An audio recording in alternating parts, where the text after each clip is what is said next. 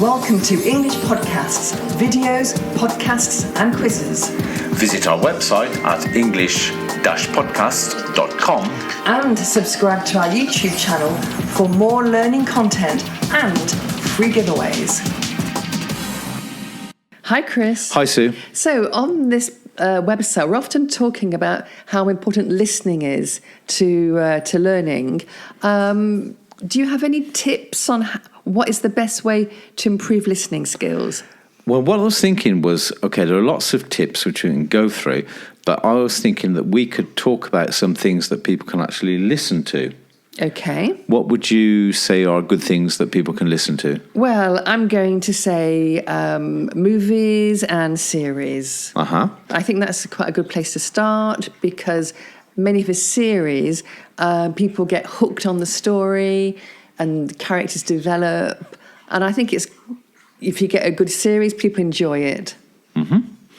So movies and TV. What about you? Do you agree with that? It's a good place to absolutely, start? absolutely. I think the only thing is that we need to make sure that people are, if we're trying to build our listening skills, that they are actually listening rather than reading subtitles. Very true. And I know that people very often get a little bit disheartened when they're listening because they can't understand everything. But I think therein lies the problem, is that people generally have not a good objective. And I always say, and people laugh at this, but I always say first objective should be not to understand. Because what people do at the end is that they ask themselves, did I understand?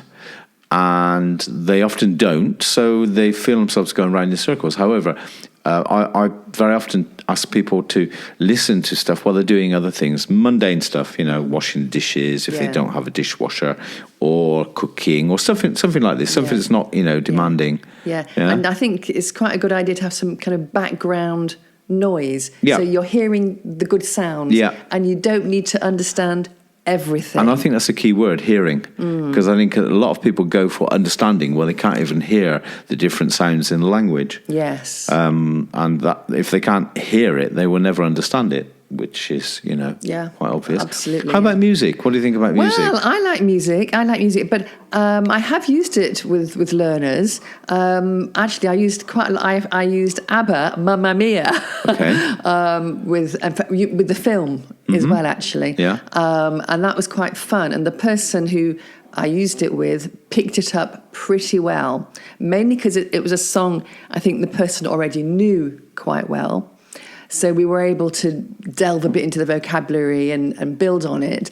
But I think music's good, but a lot of the songs, it's good to get sounds. It's good for the culture as well. Yes, yeah. I remember when I was learning French, I was trying to tap into all of the stuff that people were listening to. The old stuff, Georges Brassens, Jacques Brel and all the rest of it, up to the new stuff. So it gives you a real sort of insight into the culture of the country, even though it's difficult to understand. Yes, but even in our own language. How about sports commentaries? Well, I'm going to say a little yes and no, really, because it's if you're interested in sport, it's very, very good. But sometimes I find, even in English, some of the sports commentary quite difficult to understand, to follow.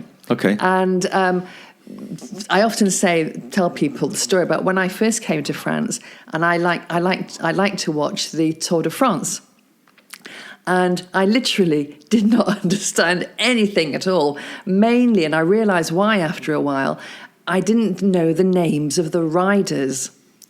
So there was a whole load of names which I didn't know. So naturally, I couldn't understand what the commentators were saying. So once I realised that, I went out and bought the Equipe. It's a sports newspaper, and it listed all the names, and I learnt the names. So were you listening to it on the radio or on TV? On TV. That's weird because you can actually see. Yeah, but names. But I didn't have much French, and I didn't know any of the names, and they speak pretty quickly. And so I think you say you need to know a bit of the culture, perhaps, when you come to the sports. Sure.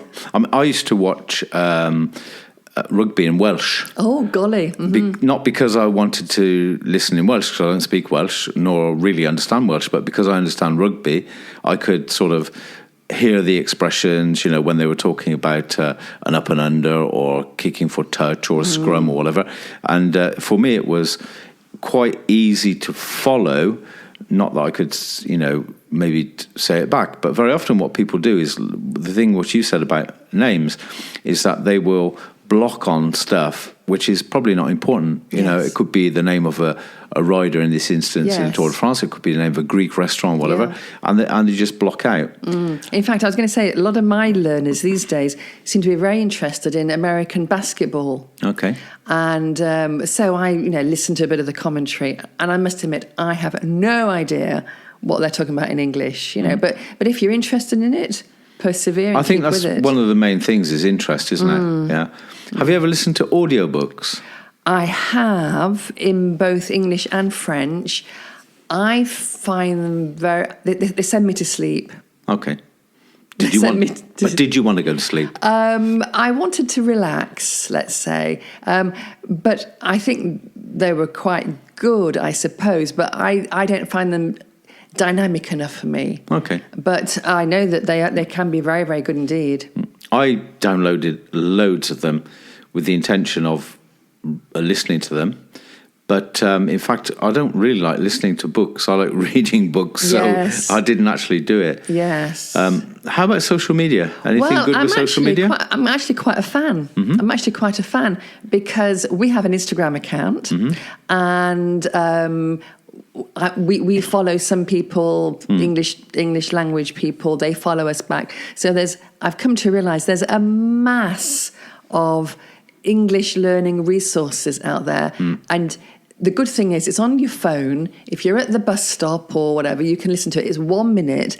It's just this. It's a good way you to never catch the bus. I don't. I'm talking about people who catch buses. Okay, but it's this constant. You've got the sound, you've got the words, you've got interest, you've got, I think... Which platform are you thinking of? I think of Instagram. Okay, right, okay. I don't know anything about TikTok. How about YouTube? That's good. Oh, YouTube is good. Now then, YouTube is very, very, very, very good. You've got longer clips. And you've got bite-sized ones. Yes, you've got all sorts. 6-minute English, for example, just to cite one. I know we keep talking about that, but and even less... Yeah, and you've got the video, you've got the pictures, very, very good. But I do think as well, Instagram, I'm pretty amazed at the variety of English resources that you pick up. And it's literally, if you're waiting for the famous bus stop, you can just whip out your phone and have a look at it. That's strange because Instagram would not be my go-to idea for language learning, but why not? I mean, obviously... maybe YouTube, and why not Twitter? Yeah, we won't call it what it's called now because it's Twitter. Yeah, in fact, I don't use Twitter. Okay. So I don't know anything about it. Twitter, yeah. Yeah. I can't remember the name. Yeah. How about the news? Well, I'm a big fan of the news, and I watch it a lot, and in French as well, and this, for me, is one of my real listening activities because I speak French pretty well, but I do find that I listen in the car to the French radio, and it's this constant, in fact, it's often repeated. News is often repeated, and it's my 15 minutes of listening a day. Okay. And I think, even if you watch like Sky News or BBC World, it's on a loop. Yeah. And also you've got the images generally. I think it's very, very sometimes good. It's just an interview, but I think it's very, very so good. So it could be quite good, yeah. And I think probably my go-to for language learning is podcasts. Now you're talking. What we're doing now. Now you're talking, yeah, absolutely. Excellent. You're a bit of a fan of podcasts, aren't you? I am. I have a great interest in podcasts because you can choose what you're interested in. And sometimes, as we said on the other podcast, just come across things just by chance, which are interesting. But what I like about, from the point of view of a language learner, is that they're generally quite short. I'm thinking 6-minute English. Okay. And hours, let's say, the ones that we do. This one's going to be longer. 10 minutes or whatever it is. It's doable. I think the average is about 28 minutes. Oh, is it? Yeah, I've looked at a lot on BBC Sounds, and they're average about 28 minutes, which, if you're going to be listening the wrong way, that is, you're totally concentrated on the listening, it's going to be difficult. Yes. And I find that people always say, oh, it's too difficult for me. But if you start asking questions, because the sort of the knee-jerk response is, I understand nothing. But when you start asking questions about what is being discussed, how many people are there, who is talking about it, they generally get quite a lot. So this idea of I understand nothing actually is very false, yes. and I think it's a bit defeatist as well. Yes. And it's almost a way of not listening. But they can talk. They can look at things like rising and falling intonation. You can get questions as well from intonation, emotions, angry, sad, excited, happy, whatever, from there. So there's lots and lots of things they can do. Background sounds, yes. which would, if it certain non-studio podcasts would have background sounds, so you'd know where they were. And they probably know some of the words and the sentences used, the vocabulary. And they may be able to, even though they may not be able to place it, they'll find accents. Yes. Yeah. Yeah. I think all those points are really, really useful. Yeah. And of course, with a language learning podcast, you can listen, and I think you should listen a few times. So if you listen once, you get the general picture. Yeah. Listen again. Listening for gist. Yes, yeah. that's right. Mm-hmm. That's right. Get the general meaning, and then I say listen again the second time. And if there are numbers, find out what those numbers are, and try to remember the numbers and what they refer to. Yeah. And then the third time, I would say listen 3 times if you are trying to learn the language. Listen out for more details. And generally, people get it. What you can try as well is you can ask somebody to look for a podcast. I'm thinking of BBC Sounds because it is a good, source of podcasts, and ask them to choose a podcast, and they'll choose a podcast. But just below it, there is like a title, and by this title, there is a little upside down triangle, which is like an arrow. And if they press this arrow, it actually gives the context of the podcast. And very few people do this. And it looks by your face that you don't do this. I am one of these very few people. There you go. And it gives you it gives you a good background on it. So already you're sort of getting tuned into the podcast. But I've not seen anybody do it. And here is the proof you don't do it either. I don't do it. And one of the things, that's a really, really good idea, because you say context is so important. And when I use podcasts in my sessions, I say to them, let's say we're going to be talking about a football match, which is actually quite a rare topic, but let's say that. And I'll say to the learner, which words do you think you will hear? So we've already got some context.